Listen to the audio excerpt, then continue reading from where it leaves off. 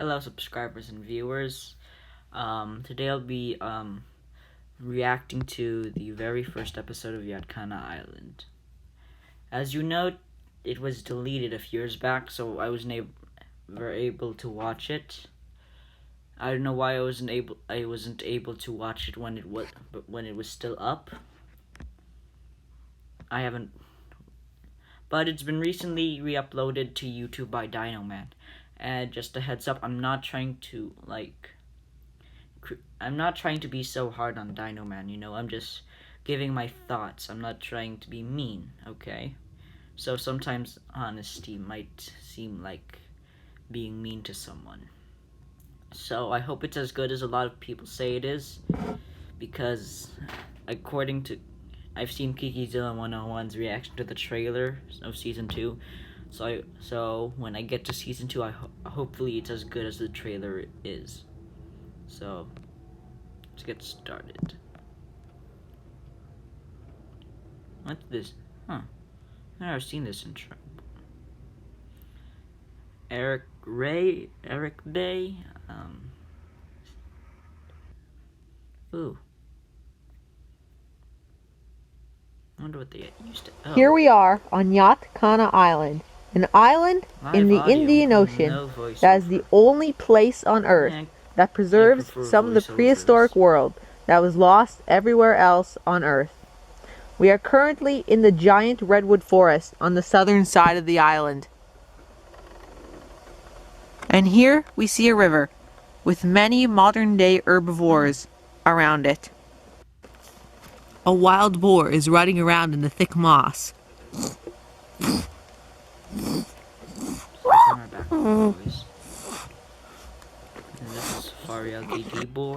A giraffe is feeding on the tall ferns. I can kind of see his hand. Is that and a herd of moose and zebra are coming down to the river to drink. His hand's still showing. Can be better.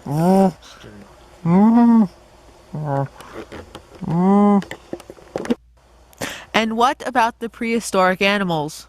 You might be thinking that dodo birds live here, or maybe the last population of woolly mammoths. But no, this place contains animals from much farther back in time. This far down the Stego. It does look like a lot like the Capo. I do prefer this one over the 2019 version. Including dinosaurs, the last place on Earth where they still exist. And this means that the mammals must expect large carnivores to come and hunt them. I can see that. It must be very and unfortunately, this river on Yatcana Island harbors one of those large carnivores. And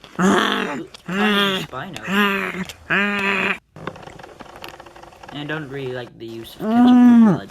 It looks too globby. They're zooming.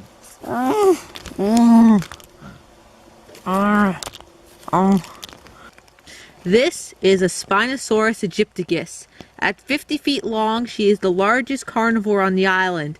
She's been able to achieve such a large size by remaining near the water most of the time. This way she avoids competition with most other predators. Back 75 million years ago in Africa, Spinosaurus only ate fish, but today there are no more fish big enough to feed a Spinosaurus. Those will come later in the wet season. So Spinosaurus must feed on land animals instead. We will name this one Stephanie, and since many herbivores come down to her part of the river, she is a constant threat to them.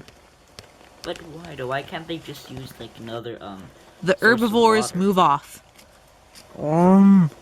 Stego. They're likely not to return for several more hours after such a scare. But they must return at some point for water. I wish Dad would hide his hand better And if she is still hungry, Stephanie will be waiting for them. The figures that I'm used to, which are like much bigger because dinosaurs. About 5 hours later, at just past noon, we see Dylan the Dylong walking through the forest. Was there a prologue that I missed? Because how are these names? Dylong is a type of early tyrannosaur, which is why he still lacks many tyrannosaur characteristics, like a big head and two-fingered hand. I'm pretty sure I saw Dylong means Emperor Dragon, and with his fiery red head, it is easy to see why. Despite his bird-like noises, Dylong are very fearsome predators and can take down prey much larger than themselves. But today, Dylan is not searching for food. He is searching for water to quench his thirst. Don't tell me he's going to Stephanie's river. I'm guessing. Yep. Dylan emerges to see the river. But Dylan, unlike the dim-witted herbivores, is no fool. He knows the Spinosaurus is in the river, so he tries to locate her so he can drink where she is not hiding.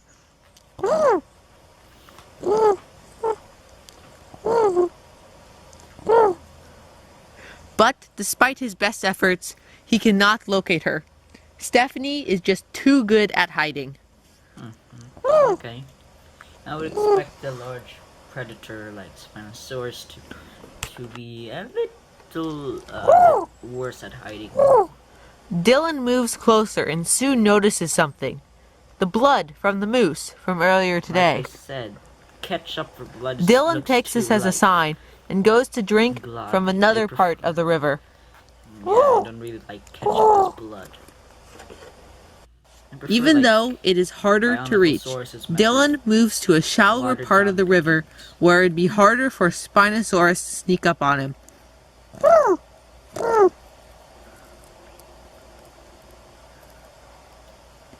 But he's still careful and watches the water closely.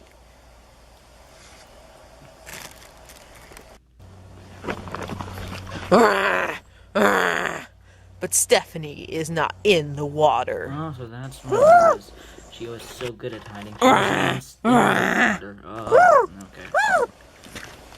okay. Stephanie doesn't waste time chasing the small dinosaur. Dylong are very quick and hard to catch. It would not give her very much energy anyway, and chasing Dylan would require much effort. Right now, while times are good and Stephanie has a moose in her stomach, such small, fast meals are not worth it.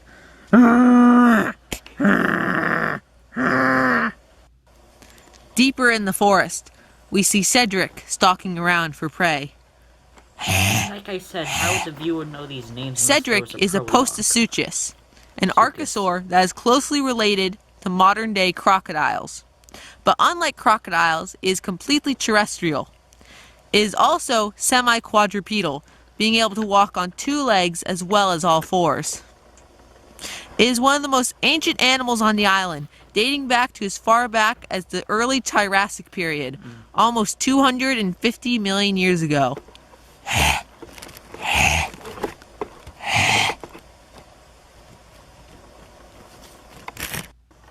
And it looks like he has found some potential prey.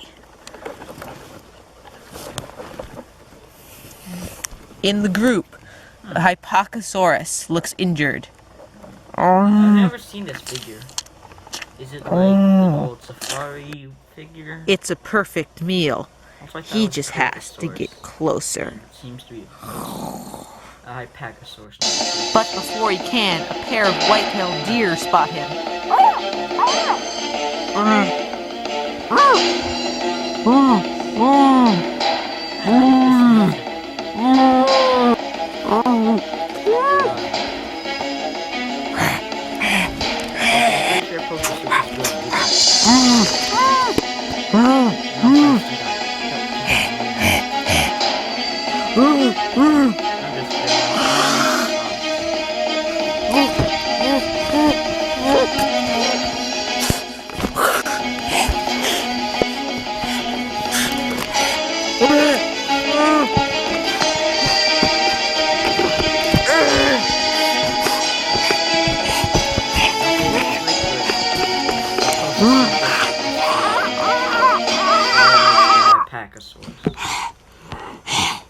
That was a really great action with the music.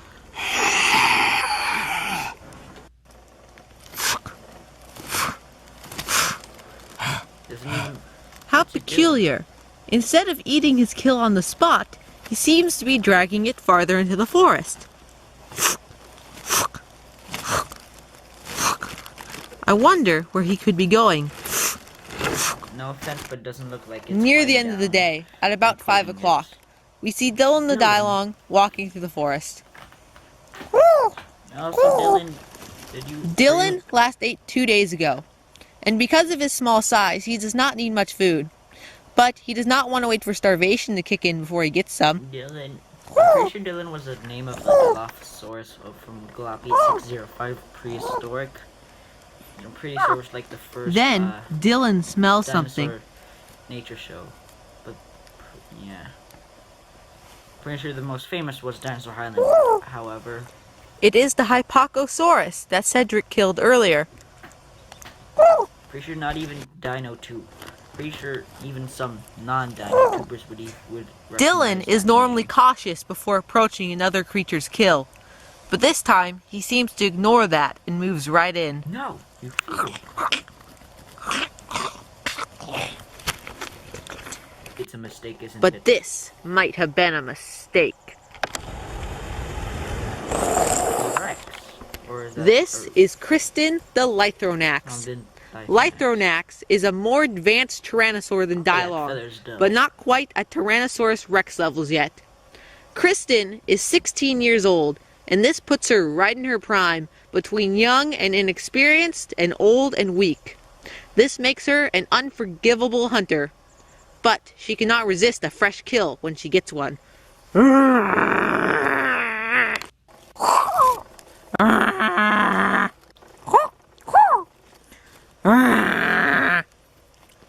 Dylan wisely retreats. He knows better than to mess with a Lythronax, his bigger, bulkier cousin. Plus, with a head that big, that's big enough to crush bones. His fragile little bird bones wouldn't have stood a chance. And now Kristen has a new food source. What's Cedric anyway? Why'd he Thank you drag for the watching this episode Dilophosaurus of not Yatcana to Island.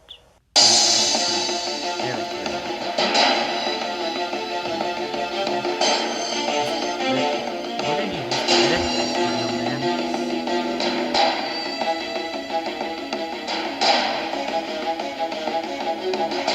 There we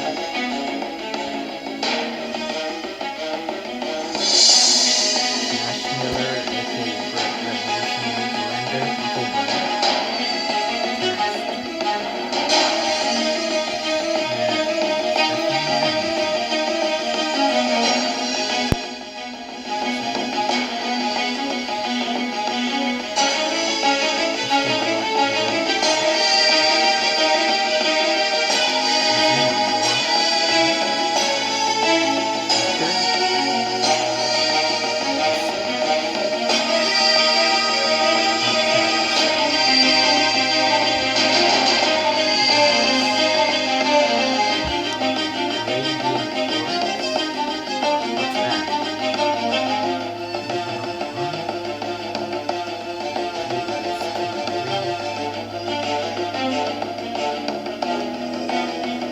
I'm not really educated in that field of dinosaurs.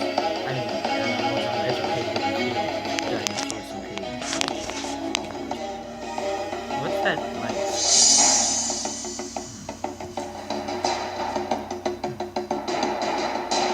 Christian.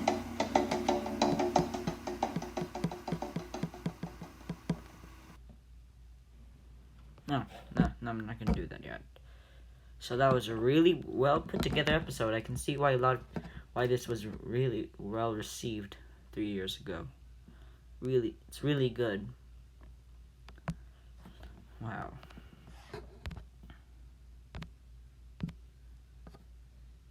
So I hope you enjoyed my little reaction, and see you guys in the next video.